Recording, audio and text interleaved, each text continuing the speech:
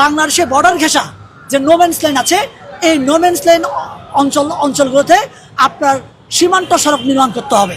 এ জাউরা কয় কি তা বলছি, আপনাদের বাঁধের বিপরীতে বাঁধ কত দূরে গেল একটু জানাবেন কিন্তু। বাংলাদেশে বর্ডার ঘেঁষা যে নোম্যান্স লাইন আছে, এই নোম্যান্স লাইন অঞ্চলগুলোতে আপনার সীমান্ত সড়ক নির্মাণ করতে হবে। এই লুঙ্গি বাহিনী কয় কি, যারা এখনো পর্যন্ত নিজেদের দেশের ঘরের ভেতরে চালটাই উৎপাদন করতে পারে না। কথাটা ঠিকই বলেছেন। যারা সেটার জন্য দাদা বাবুদের উপর নির্ভরশীল, তারা বলে কিনা নো ম্যানস ল্যান্ডে সেখানে পাকা সড়ক নির্মাণ করবে। তাও সত্য। বলছি আগে চালটা উৎপাদন করে দেখা, তারপর নাই সড়ক নির্মাণ করিস, যাতে করে আমার বাংলাদেশের যে আপনার বর্ডার গার্ড আছে, সেনাবাহিনী আছে, বা যে প্রশাসন আছে, এই প্রশাসনের যেটা তাৎক্ষণিক তাদেরকে প্রোটোকল দিয়ে এই বর্ডার ঘেরাও করে তাদেরকে যাতে আটকে ফেলতে পারে।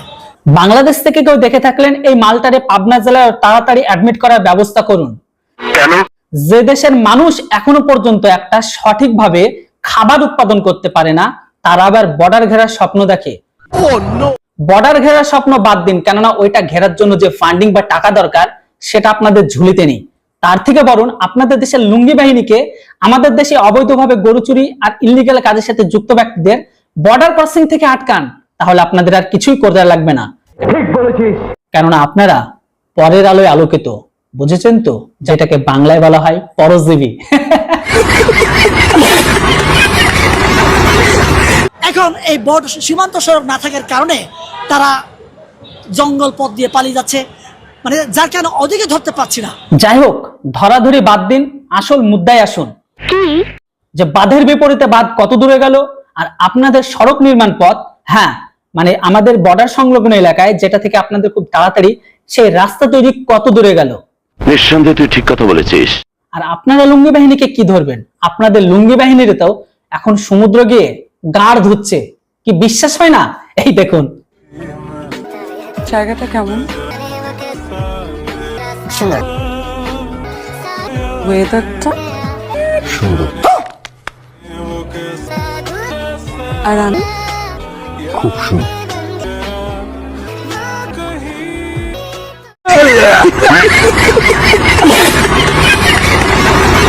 কি চাচার লুঙ্গিটা অনেক সুন্দর ছিল না? আমি জানি আপনারা লুঙ্গিটারই দেখেছেন, কি ঠিক কইছি তো? যাই হোক, এই ভিডিও দেখে কোনো বাংলাদেশি বন্ধু রাগ করবেন না, রাগ করবেন তো হেরে যাবেন। কি বন্ধুরা রাগ করলেন? রাগ করা তো চলবে না। যাই হোক, এদিকে আবার লুঙ্গি বাহিনী তারা কলা গাছের ভেড়ি দিয়ে বানিয়ে বন্দুক বানিয়ে ভারতের বিএসএফ এর দিকে শুটের একদম পজিশন নিয়ে আছে। এইটাও সম্ভব? তবে যেটাই হোক, এই সিচুয়েশন দেখে আমার মনে হচ্ছে তারা যুদ্ধের নয় বরং কোনো নাটকের ভিডিও স্ক্রিপ্ট করে সেখানে নাটকের অ্যাক্টিং চলছে। কি বিশ্বাস হয় না? এই দেখুন ভিডিওটা।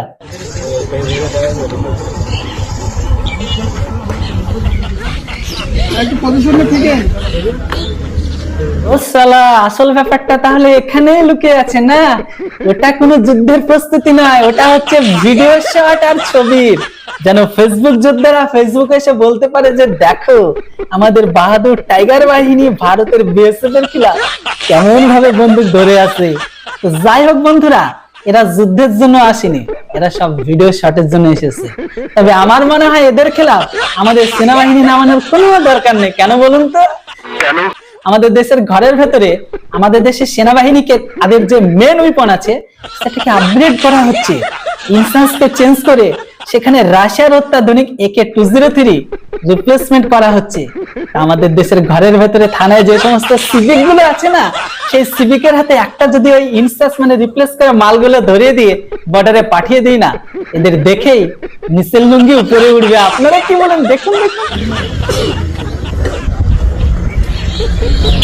কঠিন সতর্কতার অবস্থান নেই বন্ধুরা, লুঙ্গি বাহিনী কঠিন অ্যাকশন মোডে রয়েছে, শুধু অ্যাকশন ফায়ার বলবে তাহলে ঢেটে ঢেটে ঢেটে করে গুলি চলবে। তো যাই বন্ধুরা, এইদিকে আবার এক চাইনিজ চোদনা আছে যে আবার নিজের দেশ ছেড়ে চাইনা গিয়ে পড়ে আছে। সেখানে গিয়ে চাইনার দুর্নাম বাদ দিয়ে সুনাম করে। ভালো কথা, যে দেশে থাকে সে দেশের তো থাল ফুটা এখন করলে হবে না, পরে করতে হবে।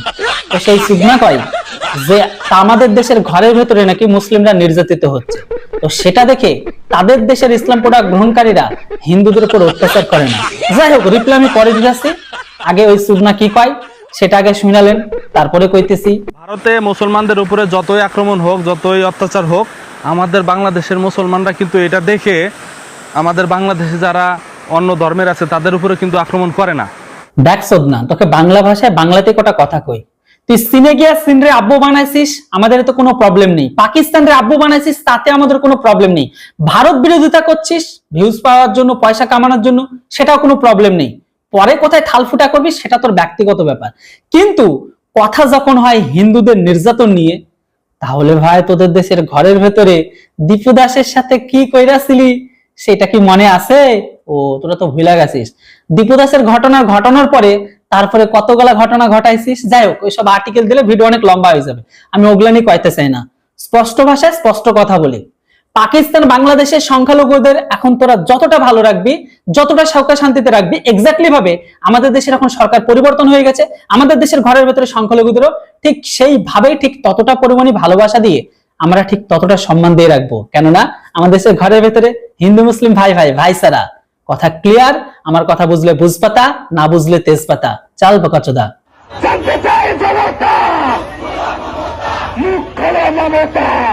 শাওয়া ভাঙা হাদিস, শাওয়া ভাঙলো কারা এখনো পর্যন্ত জানতে পারলো না। হাদির শাওয়া ভাঙার পিছনে আসল মাথা ছিল কারা? যাই হোক, তোরা মমতা আপুর মমতা ফুপুর কথা সিরিয়াস নিস, আমরা তো জাস্ট এন্টারটেনমেন্ট হিসাবে নি, যেমনটা তোদের আমরা এন্টারটেনমেন্ট নি, বাকিটা তো সময় বলে দেবে। এখন মমতা আপু মমতা ফুপু তোদের এর উত্তর দেবে না, কখন দেবে, কত পরে দেবে।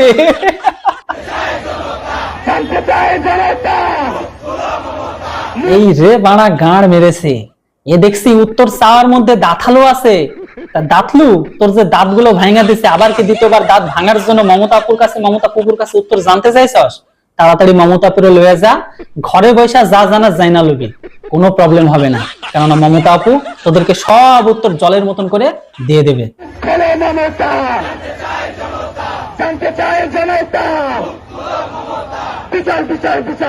যাই হোক, এটাকে নিয়ে দ্বিতীয়বার স্বাধীনতার আন্দোলন হয়ে যাক, কেননা হাদিস নাও চুদলিং পং।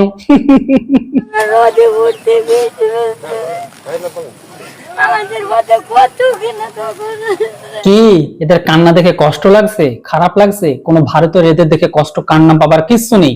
এরা সেই সমস্ত মাল যারা আমাদের দেশে আজ থেকে কয়েক বছর আগে এসেছিল, যারা আমাদের পেট কেটে আমাদের পেটের মধ্যে বসবাস করছিল। একটা সময় ছিল এই সমস্ত বাংলাদেশের ইসলাম প্রোডাক্ট গ্রহণকারী মানুষগুলো তারা বলতো যে ইসলামিক ব্যক্তিগুলো তারা নাকি তাদের ভাই হয়। আমার প্রশ্ন হচ্ছে, এই সমস্ত মালগুলো সবাই তো ইসলামিক ব্যক্তি, তাহলে এখন তাদের এদের ভাই বোন কেন হচ্ছে না? যাই হোক, ওই কথাটা বাদ দিলাম। এদের উপর এখন যে সিম্পাথি দেখাবে সে কিন্তু বড় বিপদে পড়বে। এই মুহূর্তে যে বা যারা এখনো পর্যন্ত এই সমস্ত নোম্যান্স ল্যান্ডে দ্বারা দাঁড়িয়ে আছে, বসে আছে, বা যারা ওই পারে যাওয়ার জন্য যারা দীর্ঘ অপেক্ষা করছে, তারা সকলে বাংলাদেশি। কেননা এরা নিজেরাই স্বীকার করছে, আর এদের অ্যাটিটিউড, এদের ভাব, এদের কথাবার্তা, চালচলন, পোশাক আশাক এদের বিন্দু মাত্র ভারতীয় মনে হবে না। যাই হোক বন্ধুরা, আবারও বলে দিতে চাই, এদের উপর কেউ কখনো দয়া দাক্ষিণ্য বা আধিক্যতা দেখাবেন না, কেননা এরাই আমাদের ঘরের ভেতরে সব থেকে বড় শত্রু, যারা আমাদের ওয়েস্ট বেঙ্গলের ডেমোগ্রাফিকে পরিবর্তন করার চেষ্টা করেছিল, কিন্তু সময় থাকতে আমরা সেটাকে ধরে ফেলেছি। শুধু সময়ের অপেক্ষা, এদের প্রত্যেককে বাংলাদেশে ফেরত পাঠানো। আর এরা যদি সোজা আঙুলে যদি ফেরত না নেয়, আঙুলকে ব্যাকা করে ঘি তুলতে হয়, সেটা আমাদের ভারত সরকার আর বর্তমান সরকার ভালোভাবেই জানে। তবে এদের প্রতি কেউ যেন কোনো দয়া দীক্ষাতা দেখাবেন না। আমার মা বাবা বেঁচে থাকলে সব টাকা যেত, আমার মা বাবা বেঁচে নেই বলে কোনো টাকা যায়নি, আমরা তো অতটা বুঝি না। যাই হোক বন্ধুরা, আজকের ভিডিওটা কেমন লাগলো অবশ্যই ভিডিওর বক্সে কমেন্ট করে জানান। আবার বলে দিই, আজকের ভিডিওটি বানানো হয়েছে অনলি ফর এন্টারটেইনমেন্ট পারপোসের জন্য, কাউকে টার্গেট করে নাই। ভিডিও দেখে রেগে যাবেন তো হেরে যাবেন, হাসবেন তো আপনার মন মস্তিষ্ক সবকিছু ভালো থাকবে। আবারও দেখা হচ্ছে, কথা হচ্ছে খুব তাড়াতাড়ি নতুন একটি বাংলাদেশীদের রোস্ট ভিডিওতে। ততক্ষণ আপনারা সবাই ভালো থাকুন, সুস্থ থাকুন। Thanks for watching. Jai Hind, Vande Mataram.